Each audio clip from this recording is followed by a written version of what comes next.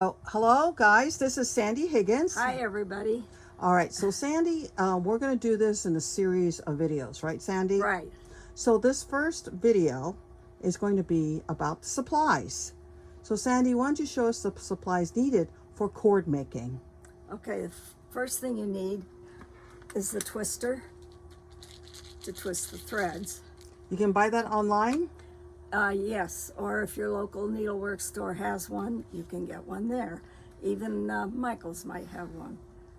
The next thing you need is some sort of a base to clamp the threads down, and I use this handy dandy block of wood with cup hooks that my husband made, and there may be some surprise giveaways at our meeting, and you need some sort of a clamp. Now these clamps you can find at Home Depot. Home Depot, and they have bigger ones and small ones. So my advice to you is to get the small ones, and they're really good.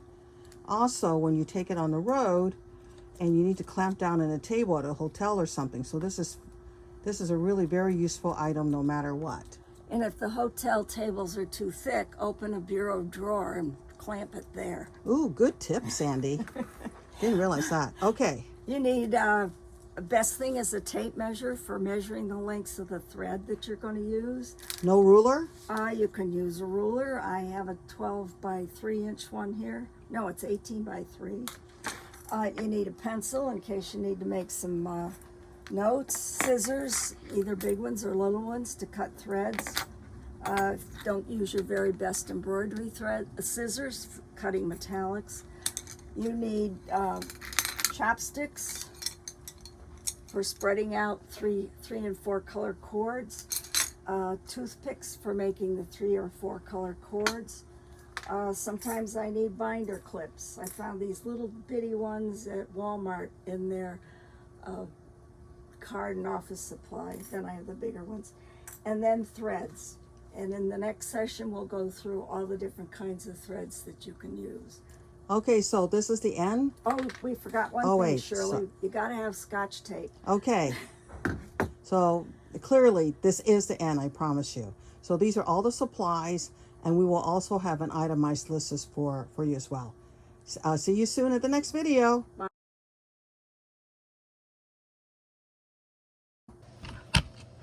So guys, we're back again, and what we're doing is we are now doing threads. So this is the thread portion of the video. So here's Sandy to start it off. Hi, everybody. These are the threads that are generally used for making cording. You want something that is round and not a flat ribbon, although there are a couple of exceptions.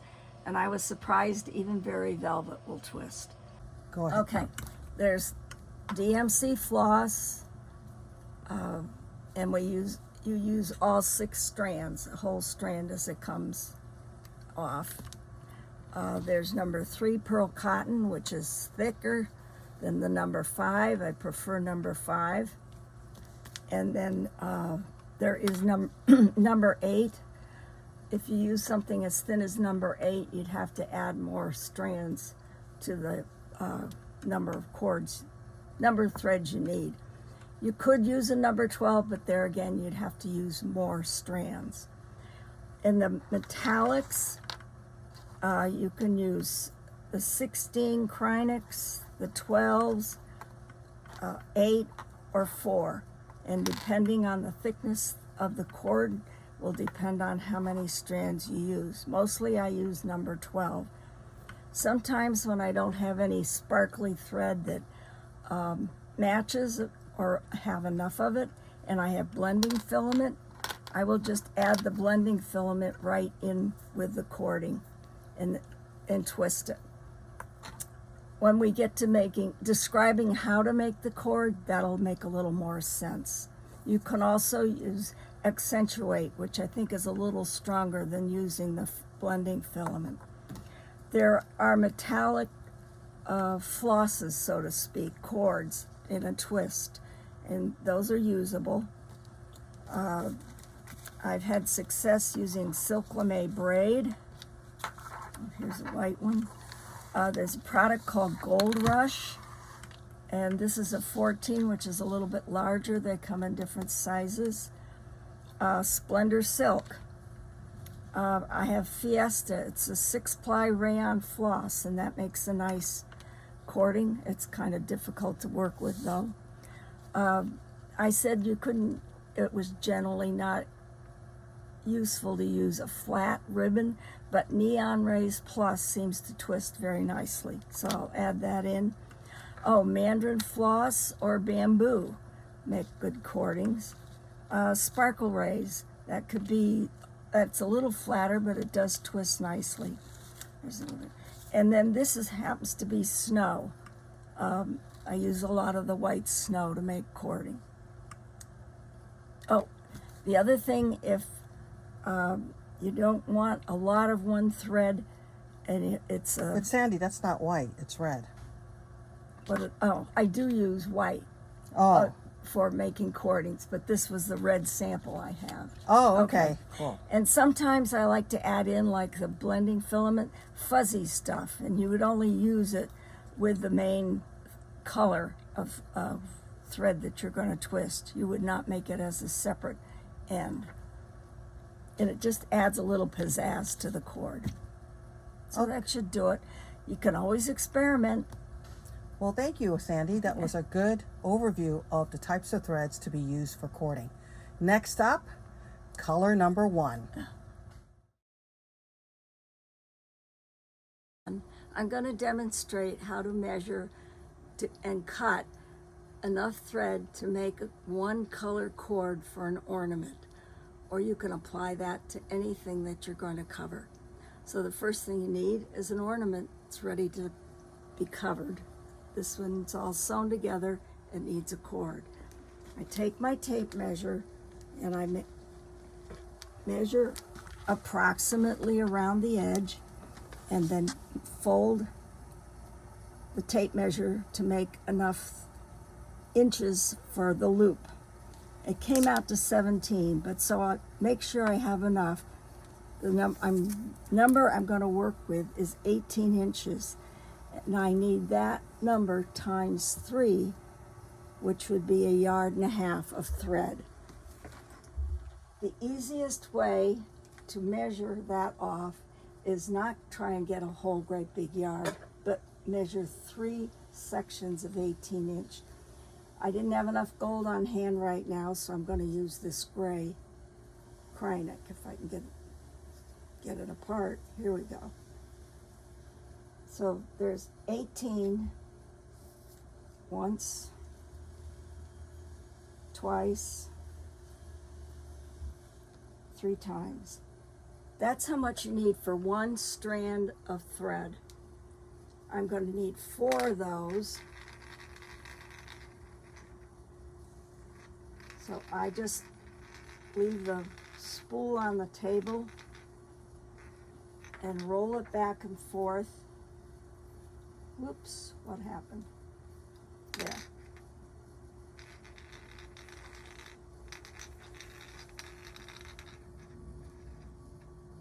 So I have 4 strands, approximately 1.5 yards each, and they're all one continuous strand. You cannot use cut threads to make cording unless you only need maybe 6 or 8 inches. Now this is folded in quarters, and this is what I call the loop end, and I put that on the twister, the cup hook.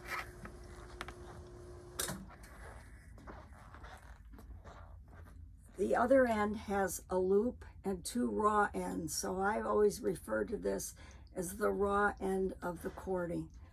Make a little overhand knot to secure them, and you've got a little loop in there with the 2 cut ends.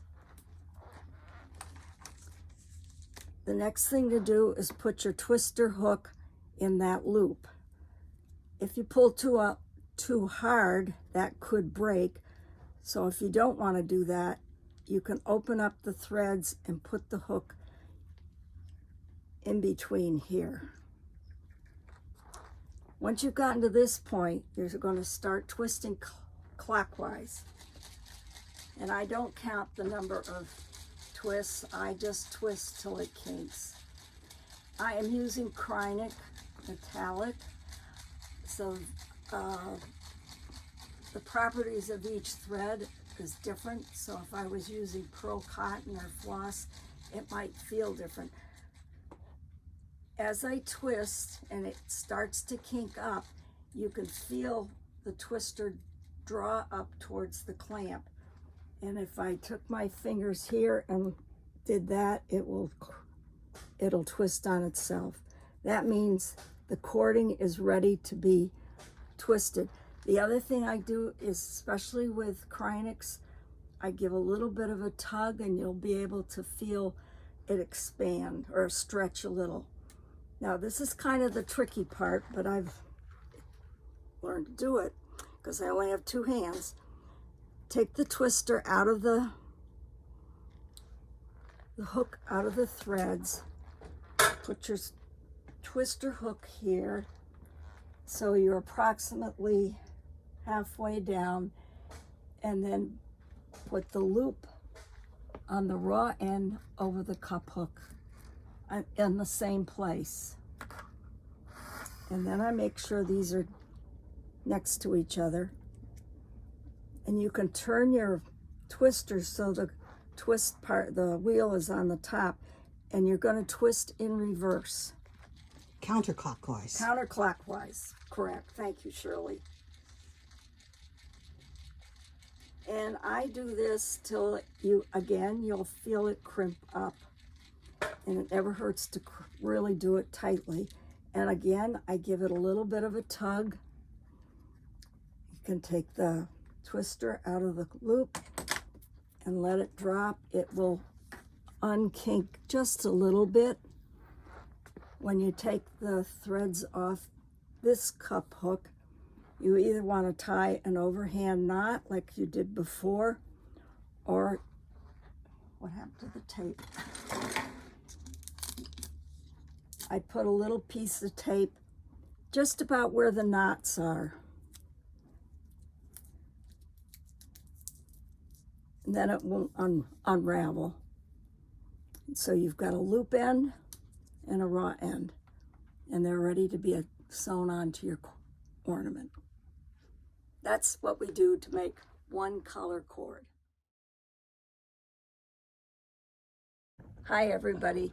I'm going to use the same small ornament to demonstrate how to make a 2-color cord, and I'm using red and green floss. I did not take the paper wrappers off the floss. I pulled one end out where the barcode is, and hopefully it'll come out untwisted and won't be a big tangled mess. Now, as I said before, we needed 18 inches times 3, which came out to 54 inches. But we only need half that amount for each one of these colors, and that's 27 inches. But we're going to use 3 strands times 27 for each one. And since they're 3 strands, we have to tie them off a little differently. So first I will measure the red. 1, 2, 3.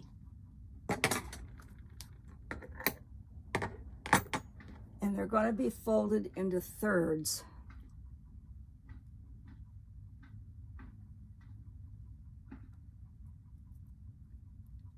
So there's approximately a third, and you're going to have a loop and a raw end on each end of this. So tie an overhand knot, and you can anchor it to your cord block. There. Now I'm going to get the green. I think I forgot to mention, we've done 3 times the amount we need, and when you go to measure them, they're all going to be a little bit You're going to have some left over, so don't worry about it.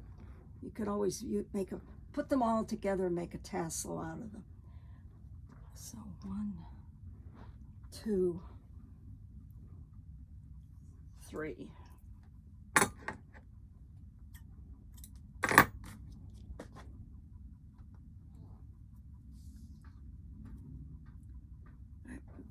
Try and make sure my ends are fairly even.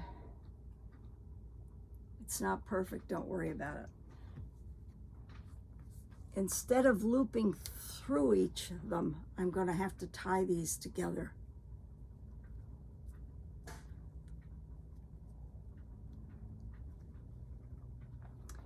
And then I'm going to tie an overhand knot at the end of the green one. And that's the one I'll put in the twister. Same thing, put the cup hook from the twister in your threads.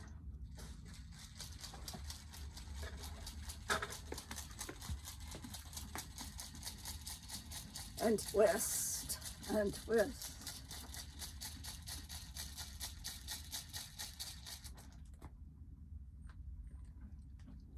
It's floss, it has a little more give, so I'm going to give it a few more extra cranks. The tighter you twist it, the better the looking cord. And give it that tug. Okay, I'm going to take there's my loop I'm going to put in the other. Put your twister at the joining. And one's come up short. So what do? I'm going to put the green one over here, and I'm going to loop the red one. I'm still leaving the red one anchored, but I'm going to loop it over, back over where the green one is, and now the two are parallel. And I'm going to twist counterclockwise.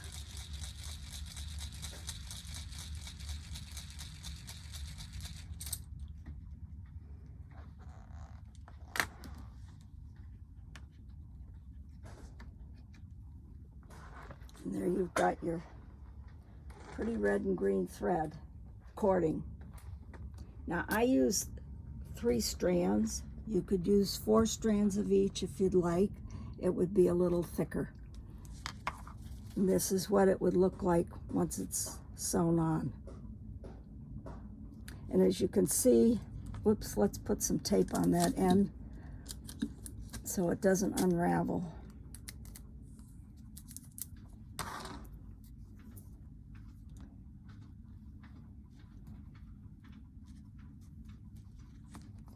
And you see,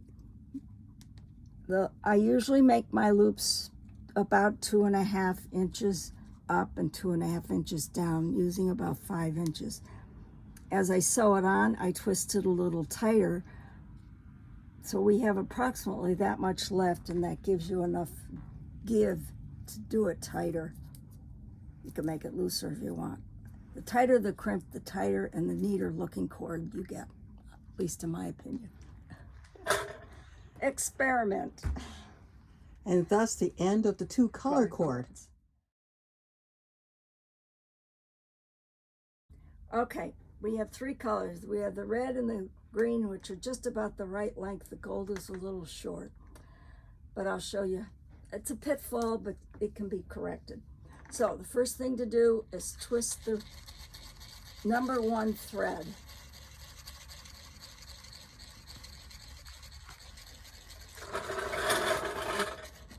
And as you see, I've drawn up several inches.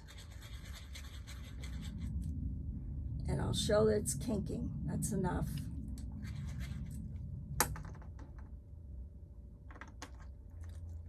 Now, Sandy, what happens if you don't have 3 cord twisters? Okay, you know what? Let me show you. I should have done this a little differently. And I haven't always had 3 cord twisters. Get yourself some toothpicks or bamboo skewers. Don't you have those there? What? bamboo skewers? I don't have any bamboo skewers, but I have toothpicks. Put the toothpick through the loop and tape it down to the table. Oh, then you use the same cord maker for each one. Yes. Once you're done with that. So, this will show you how to do it if you have 3 cord makers, or 2, one chops. Mm-hmm. I should have done it the other way, Shirley, sorry. It's okay. We got it here.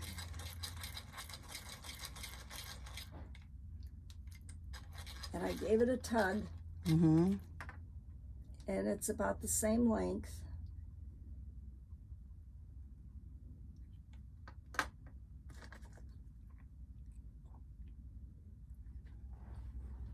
Slip the toothpick through the knot.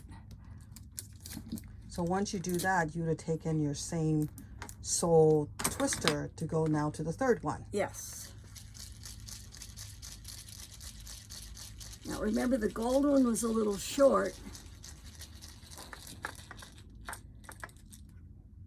but it's still twisting, and I'm not going to twist it beyond these, so that when we get to put them all together, they'll be the same length. Okay, now here's where you may want a friend to help you. I've taught myself to do it by myself. Going in reverse, I'm putting the red on.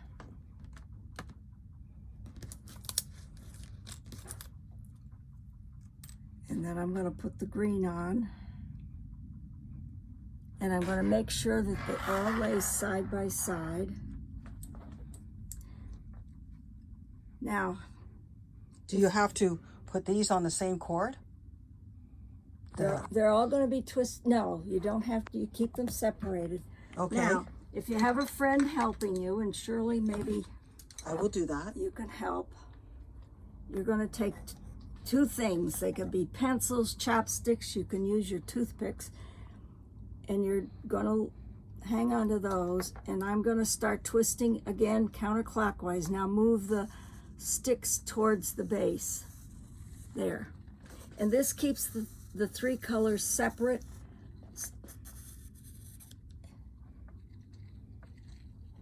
You can take it out. And let me continue. And you're going counterclockwise like you did before. We're going counterclockwise again. Now, I don't know if you can bring the camera over closer.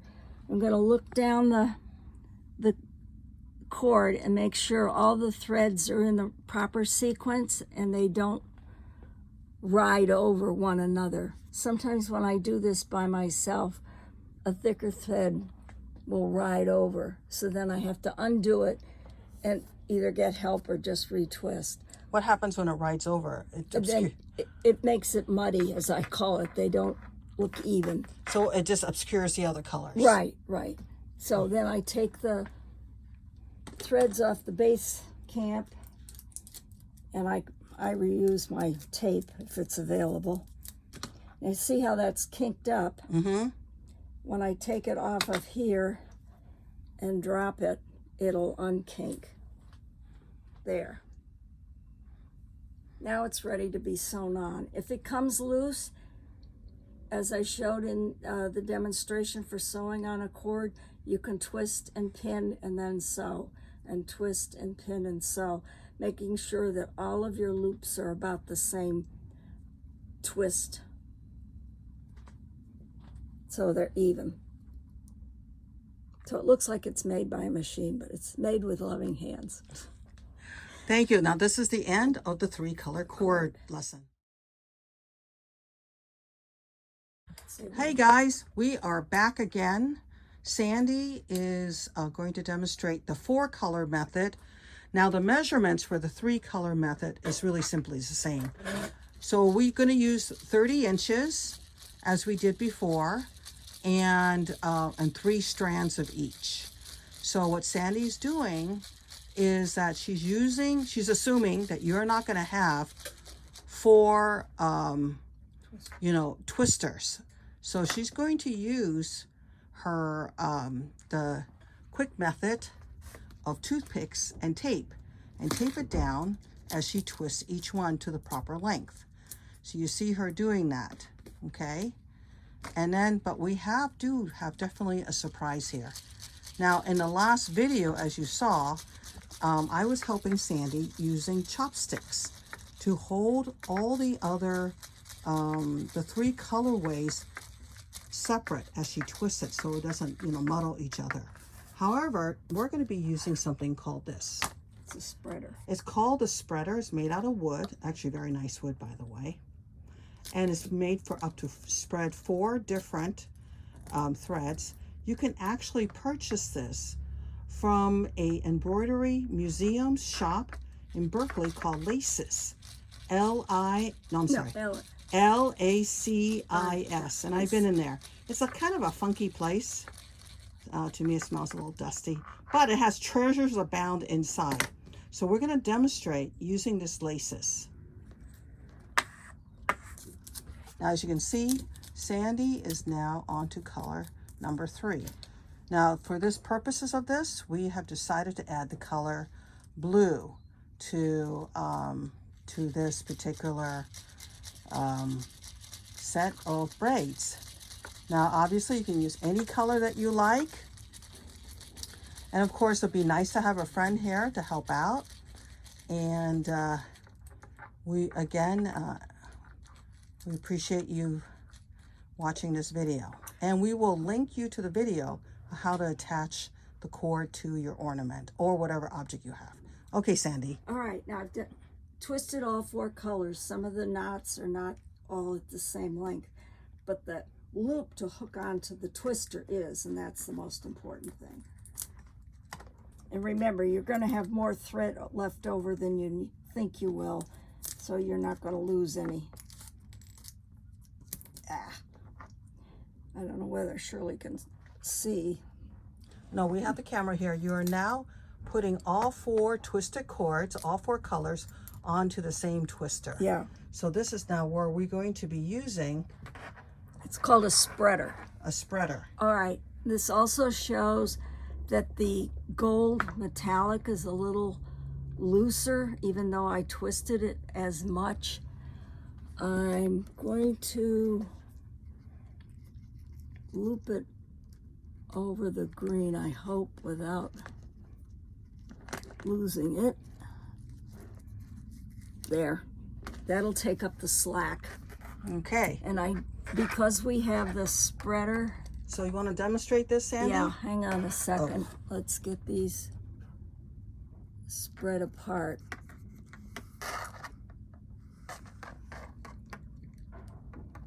There. All right, now. Each color will go in one of these slots.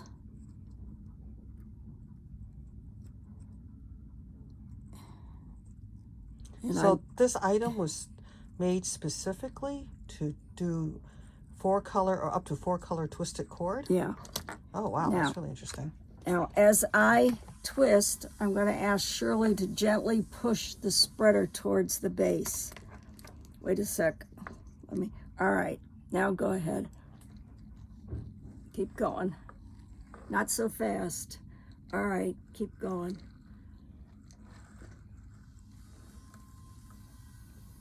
There, and I'm going to ease the colors out and hope we get a few more inches out of the color combination.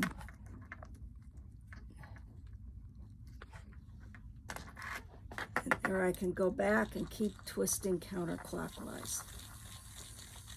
Now we use 3 strands of each color, and that made it a little thicker than 3 strands of 3 colors, but not much different. And actually I used a 16 braid on the 4 color, and I don't think it makes that much difference. And then run your fingers down your cord to make sure all the colors are twisted evenly. So then tape your ends.